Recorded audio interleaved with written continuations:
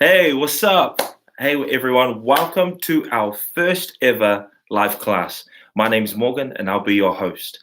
Just to give you a bit of context, for those of you who don't know, most likely all of you, live class. We started this because we, as a team here at WorshipU, really wanted to make space for everyone, for our people, our students, our students, to interact, to get to know each other, but also go after the real things like how to build a team, how to cultivate and sustain a culture of honor, how to sustain excellence in a team. So these are the things as to why we wanted to start our live class, so that you could get up close and personal with our Bethel Music worship leaders, our musicians, and our church leaders.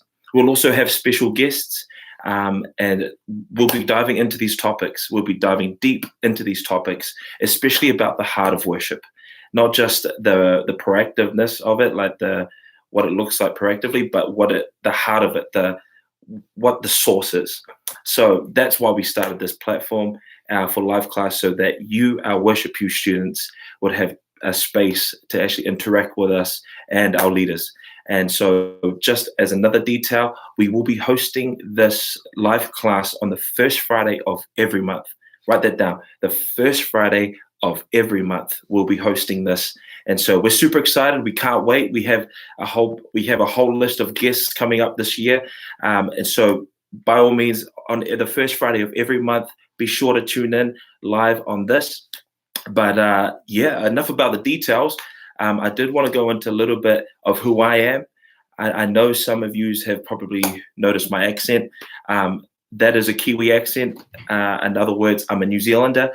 I was born and raised in New Zealand. I'm also, so my name's Morgan Faliolo. My surname means I am a Samoan, Samoan, same thing, from New Zealand. And basically, just to give you a bit of context as to my journey and how I came to become a worship leader, and even to where I am now, based in Reading with my wife.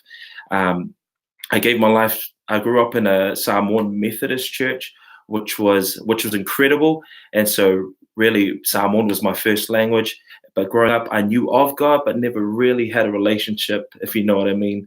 And just growing in that, I remember someone in our youth gave their life to Christ at a Pentecostal church. They came and started youth. And then that's really my first encounter with God. And I gave my life at the age of 13. And then basically I had a bit of a BC moment, but then God dragged me back and just really felt the love of the Father around the age of 21. And God really moved my heart to worship. And worship, we always sang songs like hymns, the church hymns, where you open the book and everyone's just like singing out like that. It was incredible. Super loved it. But with that, I just remember God just rocked me. And just long story short, I met my wife, and I decided, basically, we both decided to come here to BSSM. And the word that God gave me was this. He said, I want to show you what the cost of following me is. And so that's why we came here to BSSM, the Bethel School of Supernatural Ministry. A lot of our artists have been in there. Kelly, who's been a part of it. JP's been a part of it. Bethany Worley. So a whole bunch of us who are a part of the Bethel Music have been a part of the BSSM, Bethel School of Supernatural Ministry. So it was an incredible journey. God said, I want to show you what the cost of following me is. We only intended to come to do 1 year, but God had other ideas, to be honest. God brought us for 3, and we loved it. And basically, I just want to share a testimony of that. The thing is, in that, God really just moved my heart, and really just the cost of over the 3 years being here at BSSM, it was something that I realized at the end of it, I would gladly pay it all again, just to encounter him, just to see the fullness of who he is, and just encounter more of him. So I was stretched in those years, but I also was just grounded a lot more in these years. So for me, my BSSM years were incredible. And that brings me right to this moment where my wife are thriving and living here in Redding, California, and loving it. So yeah, just to give you a bit of also want to share a bit of the heart of for worship. But before I do, we do have the cool thing about this live class is that we actually get to. Well, I'll actually get to answer live questions. So if you have any questions, please feel free to write them up, type them up now, and the team and I will go through them and we'll answer them live straight after. So we're going to answer them live after at some point in the video, but we'll get there. Don't worry. So put your questions in. Yeah, moving on. I really just wanted to share something about my heart for worship. In terms of that, my heart for worship really has been my heart is to see sons and daughters worship in spirit and in truth. And for me, that is really like there's unity in difference, that we're all not trying to sound the same, but that there's a power in owning your uniqueness.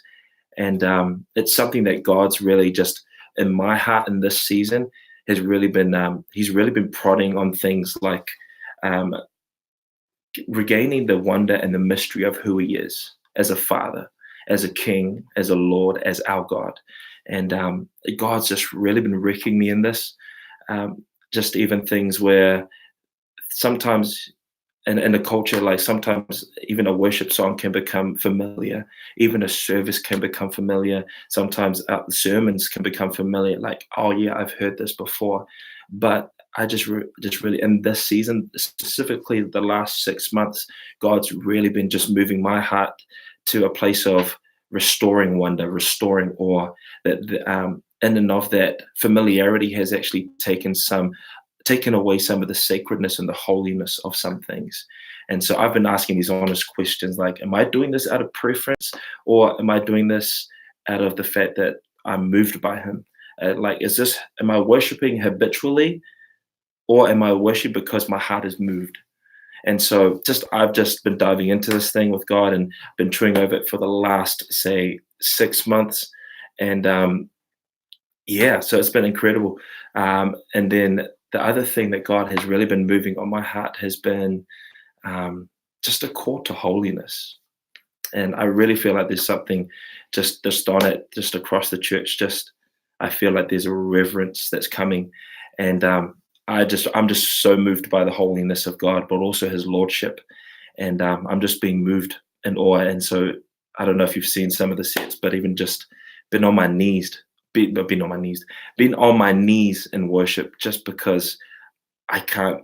That's the only posture that I feel fit in those moments where His lordship just covers me and like moves me. So yeah. But we are going to. So that's a little bit of who I am and even what God's been doing in my life. But we're going to move into this other section, which is the live questions. Okay. So we are moving on to live questions. And so our first question is, what is your go-to worship song? All right, Mark from Redding, California. My go-to worship song is, okay, I have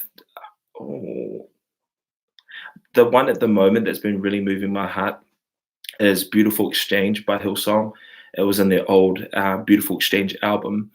And the chorus goes, or the bridge of it, I think it goes, holy are you, God, and holy is your name. With everything I've got, my heart will sing how I love you, God.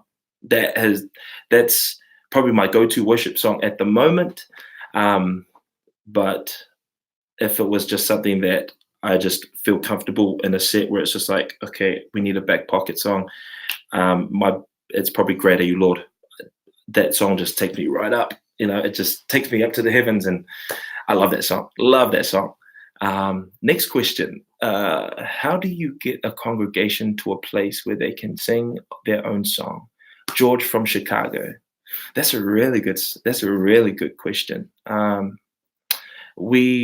So on tour we were with Tasha and the team. They're incredible. Tasha Cobbs, Leonard and Kenneth and the team, love them. And she actually said something that was really gold in it. Tash said something like, to love them and to love them where they are, and love them to where they could go. And there are the practical things you can do, like prompting, like, come on, sing out your own song. But also the thing is, it's freedom isn't just a principle; it also has to be led by example, I believe. And so, in and of that, I would say create a safe space, but also create a space where worship can become vulnerable. That sometimes, at the cost of pitch, a heart is being hurt, and sometimes that's actually that's okay. That's great. That's perfect. So, in terms of how to get a congregation to a place where they can sing on their own song, um, I would say encourage them, love them, but also lead by example. Show them that it's possible, that it's the worship leader isn't like pitch perfect, doesn't always have to be pitch perfect. And even if the sound desk like cannot like, so it's just switching up some of those things. Something that they do really well here, that Brian and Jen do incredibly well, is that they sometimes have an acoustic set, and then they have a full band set, or they'll have a set where it's just the acoustic guitar and strings, and it's incredible. But just because of that, it actually really just allows for people to actually be vulnerable. And actually, sometimes the most vulnerable thing is actually people hearing themselves sing. And so I think a part of it is us as worship leaders, it's leading people to the throne room, but encouraging them and loving them for what they have and what they have to worship with. So hope that helps, George. Okay. Another question we have: what discipline have you found to be best set you up to open the way for Abba to work wonders in your life? Eric, that's a really good question. What discipline have you found to best set you up, open the way for Abba to work wonders in your life? For me, there was this a revival group pastor once said this. There's a difference between expectation and expectancy. Um, Expectation says, come like this. Expectancy says, just come. If there's anything that I've just become more just aware of, but also I guess more disciplined in, is that God, like I don't just want the extensions of God. I just don't want God as healer, but I do want that and to see that in the room. But I want God. I want the person of Christ, like that Cody Khan song, that nothing else, that nothing else will do. Like, I'm not here for blessings, Jesus. You don't owe me anything more than anything that you could do. I just want you, God. And I think for me, that is, I think that's something that actually, yeah, encourages that. Um, that has actually, yeah, just made space for wonders to happen. That I'm not worshiping because to seek wonder or to see or witness wonder, but I'm worshiping because I'm just in love with a God that has moved my heart, changed my life, and is constant. And so I hope that makes sense. And yeah, on that, I do want to say my life verse is Ephesians 5, verse 2. It's the message version, but it says, his love was not cautious, but it was extravagant. And I love that because straight after that, it says, this is how we're called to love. And in and of that, sometimes if you look up the word extravagant, it actually means with no reason. There's no reason that he gave up his life, but other than he to love us. And so I think for me, my call is also to, without a reason, God, I just don't want to worship you habitually or with a reason. I just want to worship you because I'm in love with you. Like, can love be the greatest answer? Can love be the greatest core as to why I worship? And so far, I'm just like, I'm still moved by that. I'm still changed by it. And I believe I've been transformed by it. So hope that helps. Um, we have another question. We have another question. What is the purpose of spontaneous worship? um, Thanks, Holly. So, what is the purpose of spontaneous worship? To be honest, for me, from where I came from, because I was brought up in New Zealand, and I wasn't brought around a lot of spontaneous worship. And so spontaneous worship, I'll be honest with you, to this day, I still get freaked out when I'm stepping out into it, but I don't step out into it all the time.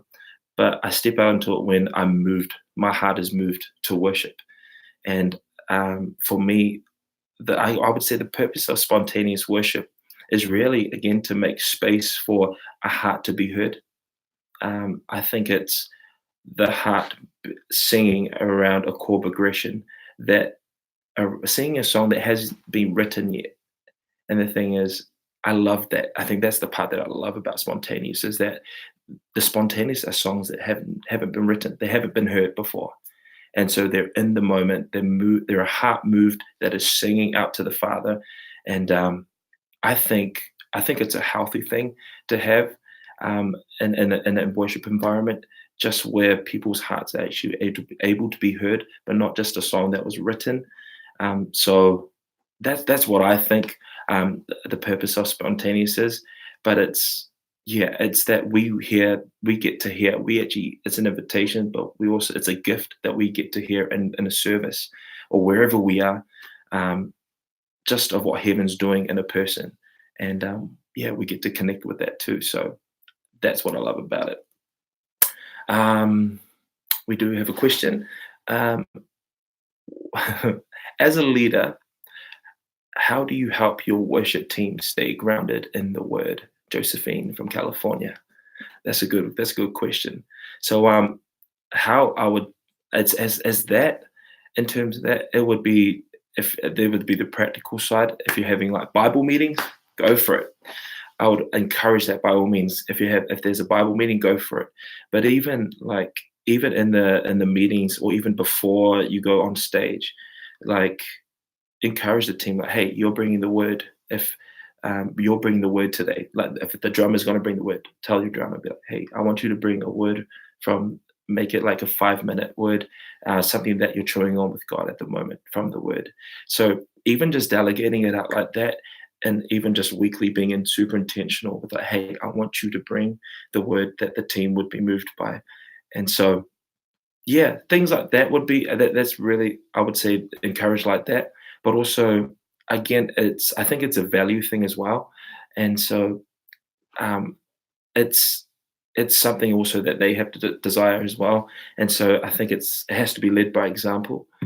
Um, and yeah, so I would say do that. Be intentional about it, delegate it, but also, um, there's that thing that was his face. John Wesley. John Wesley says this.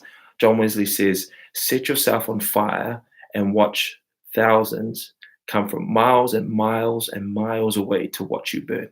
So, yeah, lead by example, and I bet you're doing a great job, though. All right, we have one more question. I'm leading worship for the first time this Sunday. Any advice on how to lead the team and the church with confidence? Leading worship for the first time. Any advice? Ooh, that's a good. Okay, practically with that, know what song you want to do. Not just a song that's the most popular song at the moment, but a song that you know that you'll crush. A song that's actually you've just been worshiping God with yourself. Hunter Thompson says this thing where he's like, he won't sing a song on stage unless he sung it at least 1,000 times in a secret place. 1,000 times minimum. So I would say practically how to lead worship for the first time on Sunday. I would say choose a song that you know, that you've been moved by, that that you're moved by, that your testimony, the testimony of your life is pretty much that song. Also, set the band up for success as well. I overlook the third year at worship for BSSM, and I'm often getting our worship leaders who have been in the environment for 3 years to actually go meet up with our worship leaders who have only been there this year, and to actually be like, hey, this is how we do it. What key? What's the best key? Is it too high? Is it too low? Does it sit in the sweet spot of my voice? And then after that, if there are specific versions that you like, find a YouTube video, send it out to the team, or even if it's like a little guitar lead line riff that you like, tell the team, tell the guitarists, and set yourself up that way. So when it comes to sound check, it's more, okay, does this work? Am I still feeling it? Where can I go out of this and then through this? But all those details of how to build it and set yourself up for success, but also set the team up for success so that they can set you up for success. Those are some of the tips that I would say in leading your first worship service. And yeah, and then through that, I think you'll get confidence. But the thing is, trust yourself. I would say, Bill says this thing: there's God in us for our sake, and there's God on us for your sake. So I would say, trust the Lord in you, trust the Spirit dwelling deep within you, and He says He dwells in the praise of His people. So let it rise, praise, worship, and watch God as He comes through, and as He just lends His strength to you. So I think that's one way that you can, basically just advice on how to grow in confidence when you're leading at your first set. For some of us, we weren't fortunate. For some of us, I was thrown straight into an Israel song, and it was the highest note up there, but it was good. But yeah, I think that's all our questions for today. But before we do close up, I did want to do one last announcement. On the 6th of December, this is going to be our next live class. And we have a special guest. He's the writer of Stand in Your Love, the radio hit Stand in Your Love. He wrote Let the Redeemed of the Lord Say So. He's also written Fountains, and he's currently working on a new album. So stay tuned for that. But his name is Josh Bolden. We have him as our special guest on the 6th of December at the same time. So be sure to tune in on the 6th of December. Don't miss out. You don't want to miss out. We'll come prepared with some questions that you want to ask him. Him and I will be conversating and going through and digging through the heart of worship. We can't wait to do it. We can't wait to see you there and to be there with you guys. But until then, stay blessed. We love you guys and have an incredible month. Love you. Bye.